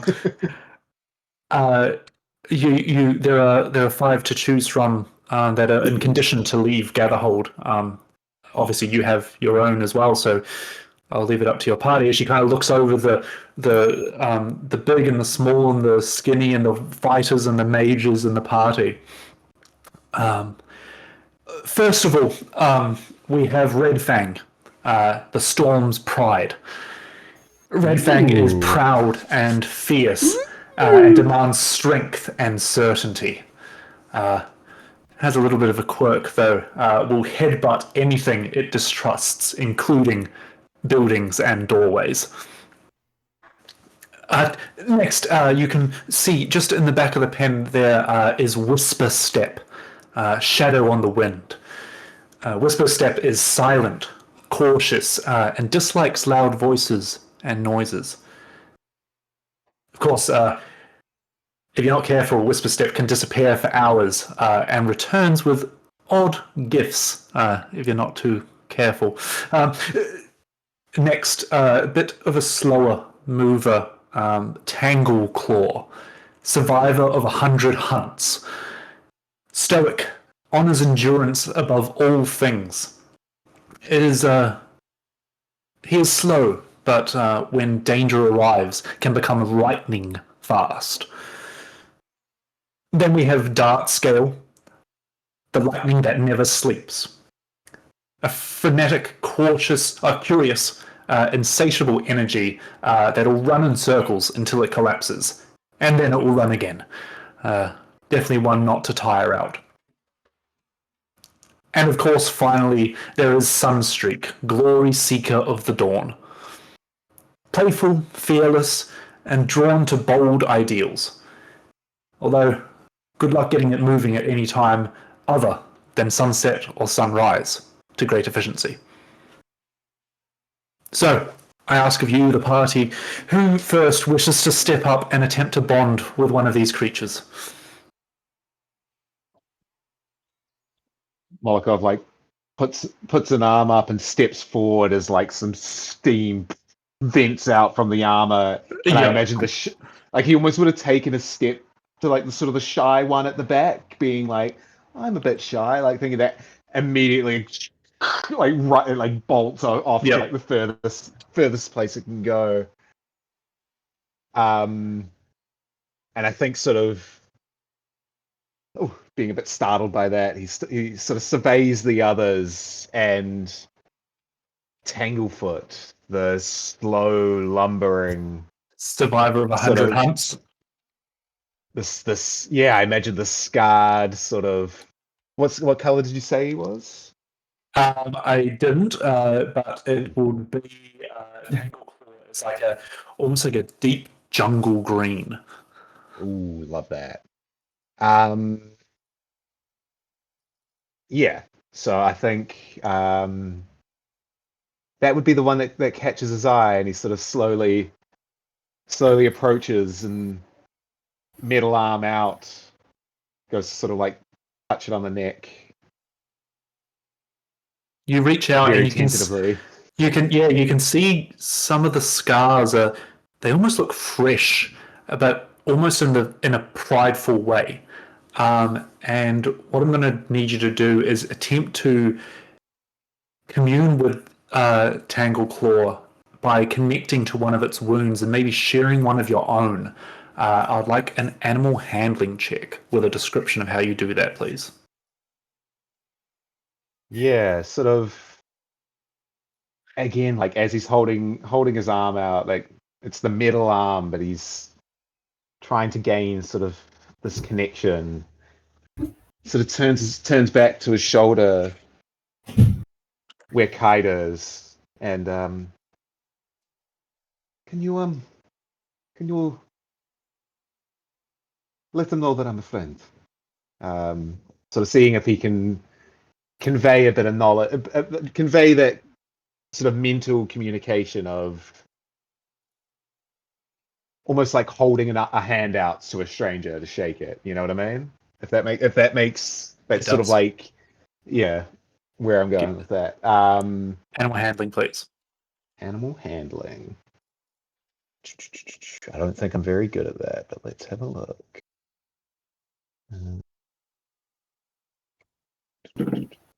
Yes, why not? There we go. +1 for a total of 7. 7. Tangleclaw kind of sees your intent and recoils a little bit before coming up and easing into the commune between the two of you. Each day at dawn, you can repeat this failed check, but at the moment you have a clawfoot mount, Tanglefoot, survivor of 100 hunts. Do you have the stat block for a clawfoot, Jed? Could you throw that in the thing? Very well. It seems a bit unease, but keep working at it, and eventually you will bond together. Everyone should note that if they fail this check, they can reattempt it at dawn each day. Who next wishes to step forward? Jalug will just beeline for Red Fang. Was maybe a little bit concerned seeing Molokov just get the jump on him and move forward, and was like, no. And so he's just going to not like cautious. He's just going to walk straight up, and he's going to look at that bony, solid head and just move forward. Not a full like bang trying to headbutt, but just like approach, lower the head. You approach this crimson scaled dinosaur, and as you get closer, you see that it's almost got that shine on its head where it has headbutted into Lord knows how many things. And you approach it, and it approaches you as Red Fang, the Storm's pride, tries to stand its ground, locking eyes with you, and I need you to do an intimidation check. Alrighty. Yes. Intimidation is good. So that will be a +5. That is a 16. And also, I was waiting for what you were going to say. if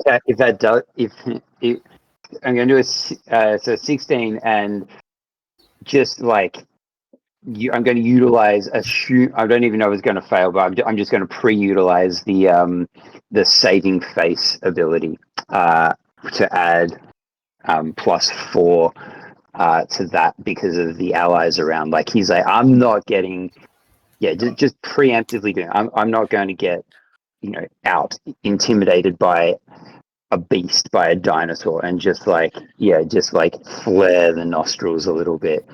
Not aggressively, but just as I'm dominant here. You approach it closer and closer, and it takes 2 steps forward to you, and as your heads and eyes lock, you eventually push into each other on the forehead as it comes around to the side as you bond with this mount, and you have advantage on any intimidation and strength checks whilst riding him. Awesome. Sweet. Who next would like to choose a mount? We still have Whisper Step, Shadow of the Wind, Dart Scale, the Lightning that Never Sleeps, and Sunstreak, Glory Seeker of the Dawn. Who catches your eye here? Well, they're all very interesting beasts. I like this the one that never sleeps. The lightning that never sleeps. Almost a reflection of never sleeping for you in the weeks gone past as you approach this almost like it's like a light teal blue, but it's kind of almost got those scales that kind of just reflect the color at different angles as you approach it, and it's quite curious as you approach it. It looks you up and down and almost darts side to side, and when it darts, you feel almost a bit of static energy in the air. And as you approach it, you kind of try to match its almost jitteriness, but you see it's not jitteriness, it's almost reactive. Can you give me a athletics or acrobatics check, please? Sure. We can give that a go. Athletics or acrobatics? Okay. That's an 18. With an 18, you see it kind of left, right, and you kind of almost shadow box up to it before reaching out, and within a split second, it puts its neck under your legs and gets you up on the mount, and it starts sprinting round this pen as you feel yourself connecting with the speed that this thing is moving at. You do bond with Dart Scale, and as a free action, whilst mounted, you can dash on top of Dart Scale using that static energy. Fantastic.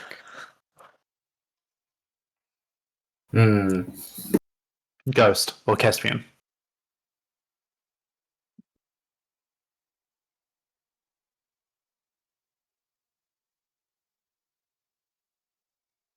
Yeah, I'm actually kind of drawn to both of them as a fucking player and a character. I will split the distance. You know what? I'll split the distance into the middle of the half pen of each. between them. Just cut one in half. And kind of look at each. And then sort of like I'm already a small folk, but then like kind of lower myself and take like slow and like as silent as I can, silent steps towards Whisper Step and see if I can capture its attention. You approach Whisper Step. It's this almost light grey in scale, and it stares at you silently and almost backs away at the same time and mimics your steps. As you approach it, I need you to roll a stealth check, please. I was gonna say what I'll do as it starts mimicking my steps. I'll pull the edge of my cloak around, and as I do, click the mechanism that runs up the edge of the cloak, and I will hex pattern vanish. Oh, I'll roll with cast advantage. invisibility on myself. Yeah, you can roll with advantage.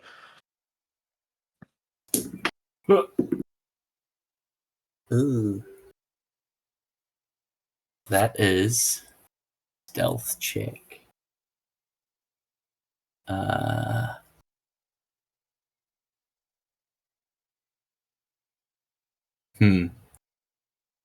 Yes, because I want to bond with this creature.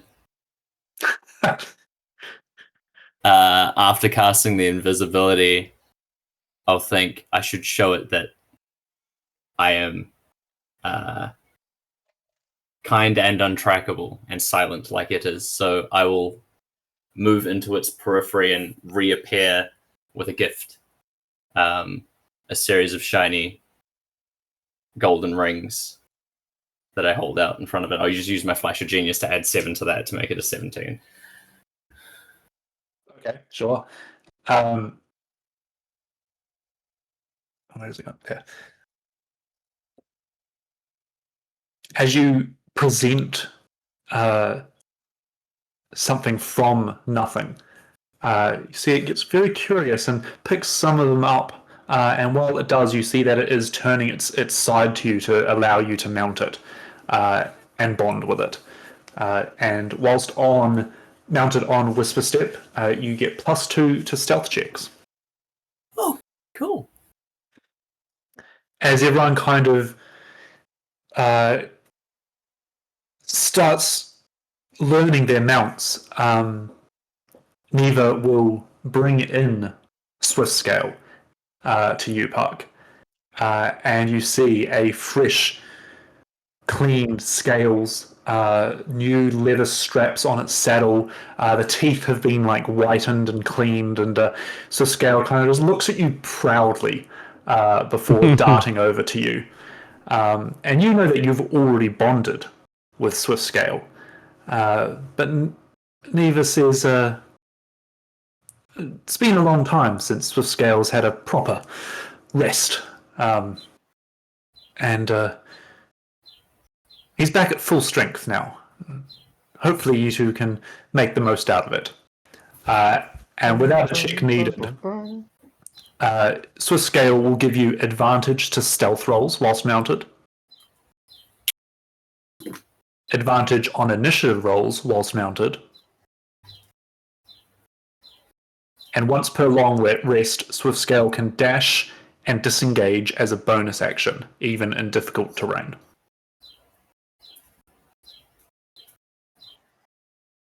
Dash, or like it gets a dash and a disengage as a bonus action once per long rest.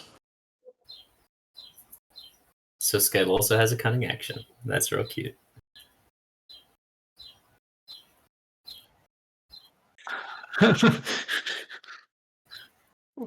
It kind of like nudges your gold pouch that is now very sad. It's like sulks a little bit.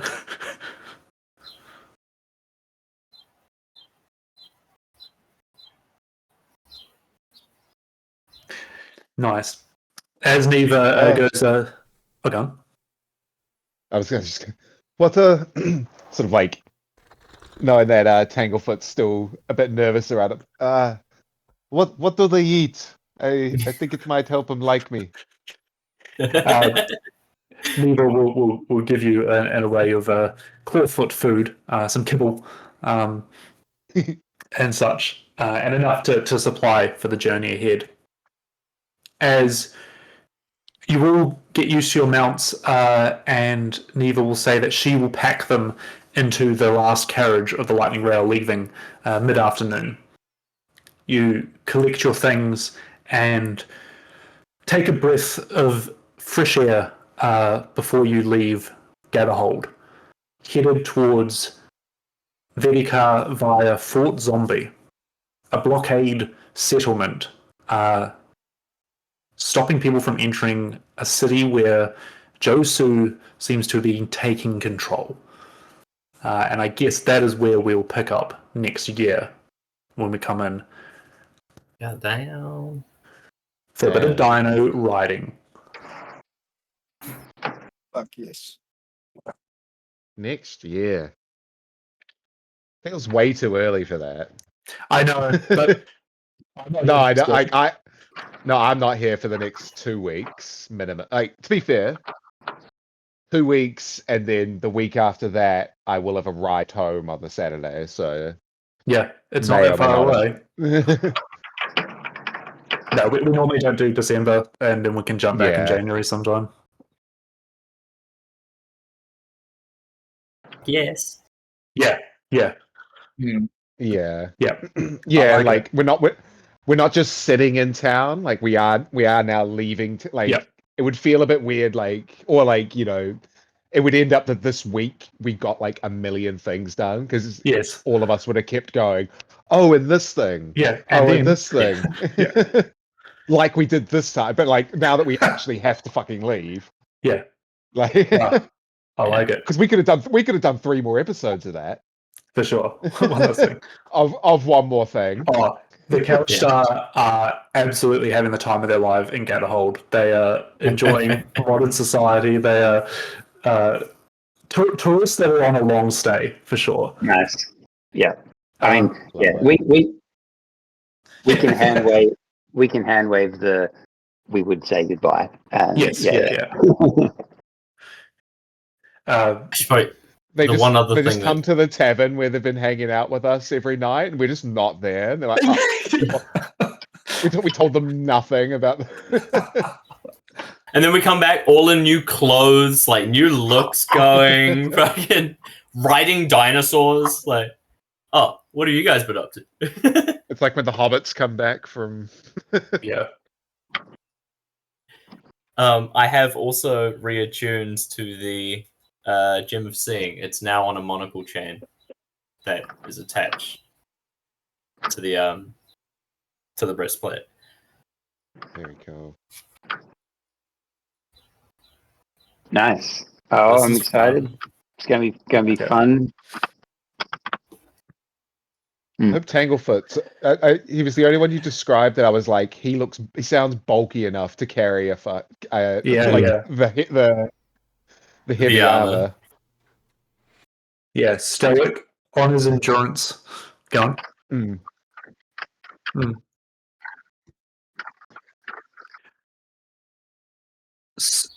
So I Mm. thought about that, and I was like, oh, do we have like a triceratops and a bird, like a pterodactyl one and stuff like that?